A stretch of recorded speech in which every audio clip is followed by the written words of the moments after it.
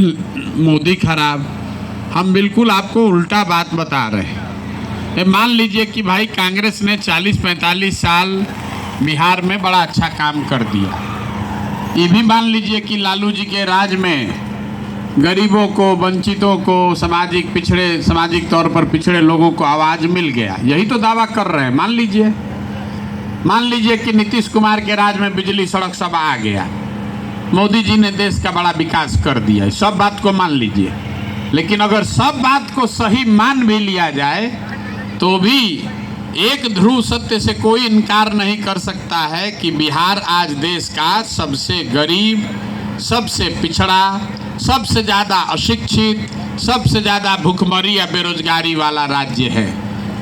तो ये लोग का सब का पराक्रम हम लोग मान भी लें तब भी तो हम लोग का दुर्दशा आँख के सामने है।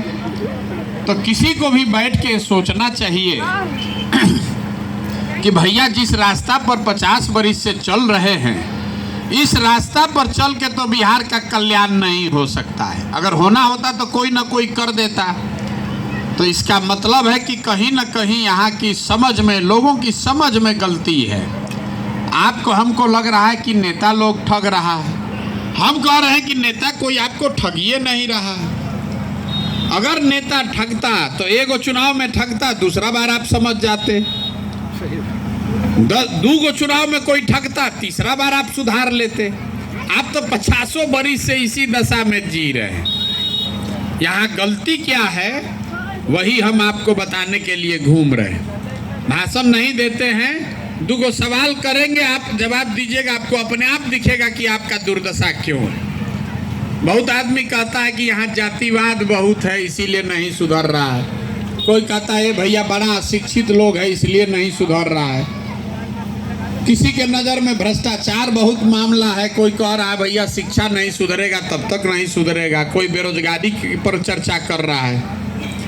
यहाँ के सबसे समस्याओं से बड़ी समस्या ये है कि यहाँ के लोगों को सब जानकारी है, लेकिन जब वो वोट देने जाएगा तो अपनी समस्या को छोड़कर किसी दूसरे बात पर वोट देगा। और उसमें किसी एक जात की गलती नहीं है। ऐसा नहीं है कि लालू जी का समर्थक जात पर वोट दे रहा है। सबका वही दुर्दशा है। कोई जात के नाम पर बंधुआ मजदूरी कर रहा है, कोई धर्म के नाम पर कर रहा है, कोई लालू जी के डर से भाजपा को दे रहा है, कोई भाजपा के डर से लालू जी को दे रहा है।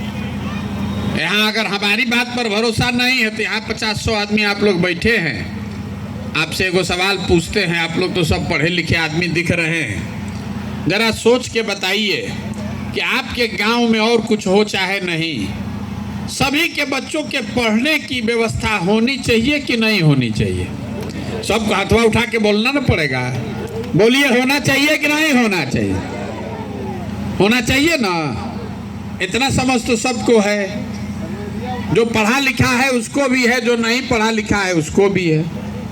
जो महिला, पुरुष, गरीब, अमीर, अगड़ा, पिछड़ा, सब आदमी हाथ उठा के कहा हाँ भैया पढ़ने का व्यवस्था तो होना ही चाहिए।